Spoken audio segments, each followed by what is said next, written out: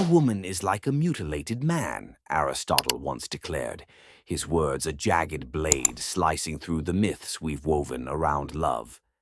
Picture a man standing in a dimly lit room, staring into a cracked mirror. The reflection isn't his. It's hers, the woman he placed on a pedestal, now crumbling under the weight of his own delusions. Her whispered promises of understanding echo in his mind, but the silence that follows is louder, sharper, a quiet heartbreak that cuts deeper than any betrayal. He loved her not for who she was, but for who he needed her to be, a savior, a muse, a myth. And in that love he lost himself. One minute she was warmth, the next calculation. The pedestal didn't crack. She did, and the mirror of his longing showed him a truth he wasn't ready to face. Arthur Schopenhauer saw this scene play out across centuries, across souls. He didn't just question the myth of romance. He shattered it, holding the fragments up to the light of raw, unfiltered truth. To him, love wasn't salvation. It was a seduction by nature itself, a beautifully wrapped prison designed to chain a man to his own desires. What the world calls intimacy, he called biology dressed in fantasy's robes. What you feel as connection, he saw as suffering in disguise, a mirror reflecting not your soul, but your illusions. Schopenhauer peeled back the layers of this delusion, revealing a metaphysical rift. Man, the seeker of ideals, philosophies, and creation, versus woman, tethered to the immediate, the practical, the survivalist instinct. Women remain children their whole lives, he wrote, not as an insult, but as a lens into nature's design. They cleave to the present, mistaking appearance for reality, while men chase the eternal, only to be pulled back by the gravity of desire. And what of beauty, that shimmering mask we worship?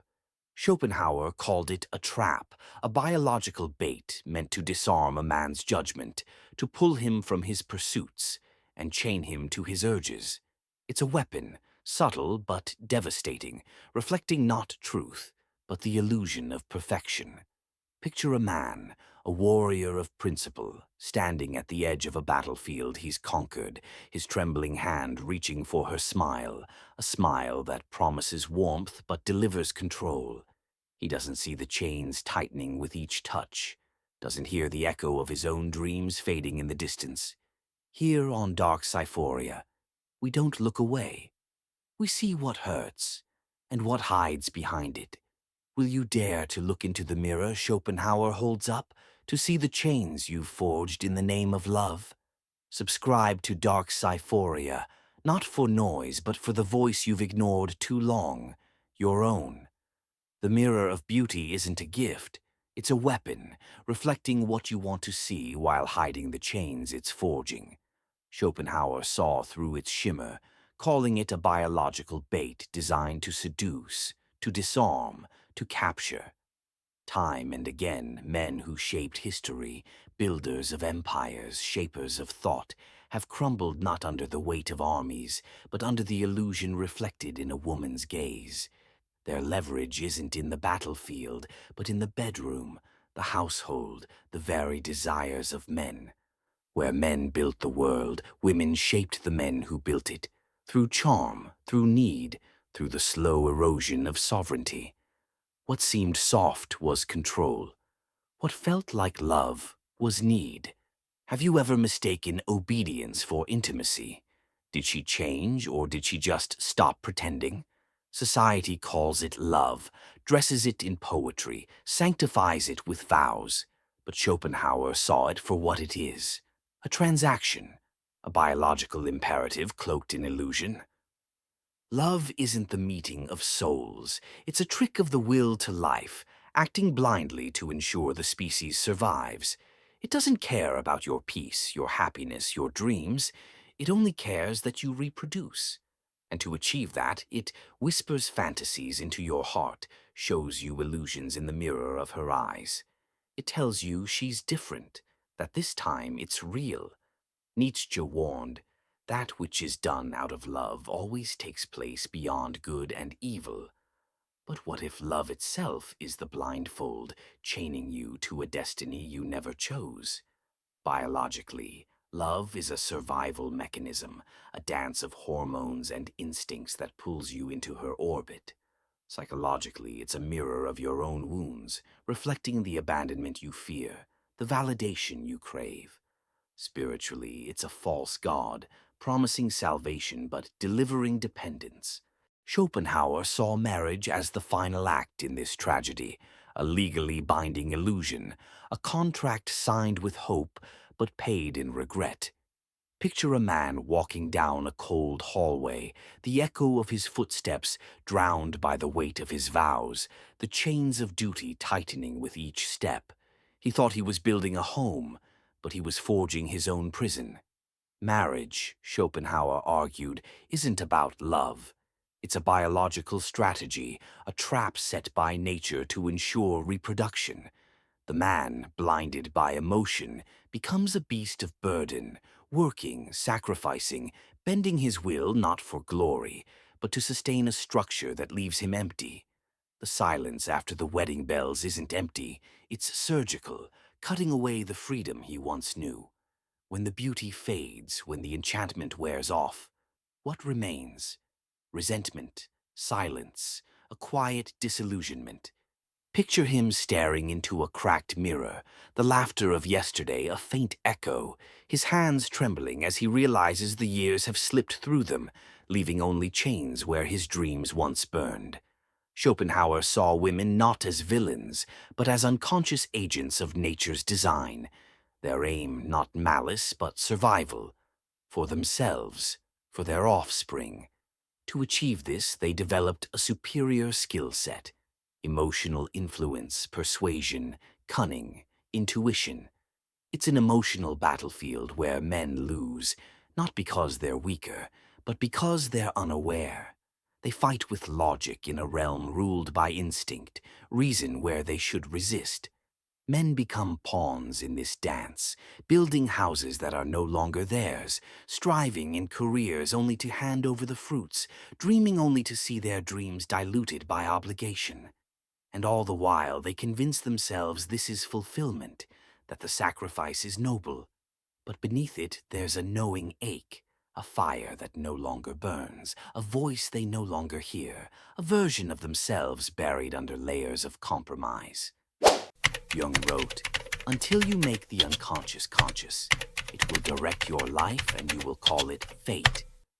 Are you living your purpose or someone else's script? Schopenhauer's warning isn't hatred, it's a call to awaken, to see through the veil before it's too late. He spoke to men as seekers of truth, not enemies of women. The tragedy isn't that men love, it's that they love blindly, giving their souls to an idea they never questioned, confusing desire for destiny, seduction for sincerity. When the illusion fades, they're left with broken lives, not just broken hearts. What if love was never the cure, only the mirror showing you what you've yet to face? The brilliance of Schopenhauer lies in his clarity, stripping away sentiment to expose the raw machinery of nature. The will to life, the chains of desire, the mirror of delusion. Men, he argued, are noble by nature, rational, driven, builders of thought and civilization. They erect empires, paint masterpieces, solve the riddles of science. But all of it is vulnerable to collapse the moment a man surrenders to unchecked desire. Once he falls under the spell, he serves not his purpose, but hers, sacrificing his mission for her approval, reshaping his identity to be more palatable, more desirable. What if the life you've built is a cage you mistook for a castle? What is the worth of a man who forgets himself? What happens to his spirit when he no longer lives for truth, but for validation? Schopenhauer saw this as the ultimate betrayal, not of society, but of the self.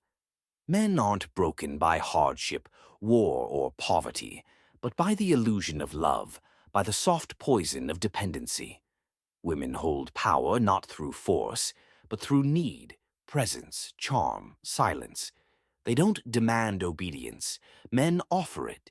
They don't ask for sacrifice, men volunteer it. Imagine a cold hallway, the man's footsteps echoing as he walks past framed photos of a life he no longer recognizes, each step heavier than the last, the chains of dependency tightening around his soul. The erosion is slow but relentless. First, it's the time he once gave to his ambitions, then the fire that once burned for his craft, then the solitude that birthed his ideas. One by one, these pillars fall, until the man who stood tall is now kneeling, not in reverence but in resignation. His purpose becomes maintenance, his joy becomes avoidance, his dreams shrink to fit someone else's comfort. Society calls this maturity, responsibility, love. But Schopenhauer challenges us. What if it's not growth, but surrender?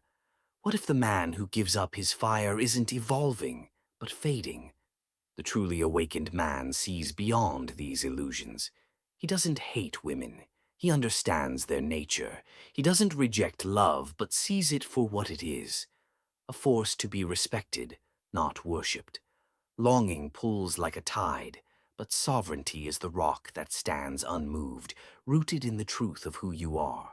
The power of non-reaction is the real revolution, choosing stillness over chaos, truth over illusion, self over dependency. While the world screams for connection, the awakened man sits in silence, his mind a fortress against the storm of longing, the mirror of his soul reflecting only his own truth. Return to that cracked mirror, the quiet heartbreak of a man who loved an illusion. Schopenhauer's highest man isn't the lover, the husband, or the warrior. It's the philosopher, the one who sees the game and chooses not to play, who turns away from the noise, the seduction, the applause, and faces the silence within. Feel the breath held too long in your chest, the silence of a room where no one else's voice can reach you, the moment you finally hear your own. Only through detachment can a man be free. Only by renouncing the illusion of fulfillment through others can he reclaim his true nature. Schopenhauer pointed to the great men of solitude, Buddha, the Stoics, the saints, who walked alone, not because they were unloved, but because they refused to trade their peace for momentary affection. Montaigne said, "We must reserve a back shop all our own, entirely free." Is your mind still your own, or have you leased it to another's desires? This path isn't for everyone. Most will reject it, call it cold, detached, bitter. But Schopenhauer wrote for the few, men ready to see, men who've suffered enough to ask why, who've chased love, lost themselves, and now seek truth, not validation. A man who doesn't understand his desires is ruled by them. A man who doesn't understand women is vulnerable to them. And a man who builds his identity on the promises of romance will watch that identity collapse when those promises break. You didn't lose her. You lost the man you became to keep her. What if the freedom you seek is already yours, waiting in the silence you've been too afraid to face? Have you walked this fire, felt the weight of these chains? Tell us below, so no man feels like he's breaking alone. If this truth shook something awake in you, share it. Not for the algorithm, but for the soul that's still asleep. The man who can sit alone with his thoughts, unchained, feeling no hunger, no longing, no ache. That is the man who cannot be controlled, the man who is truly free. This is dark Psyphoria, where the illusion ends and something ancient begins. Thank you for watching. Walk your path with quiet strength.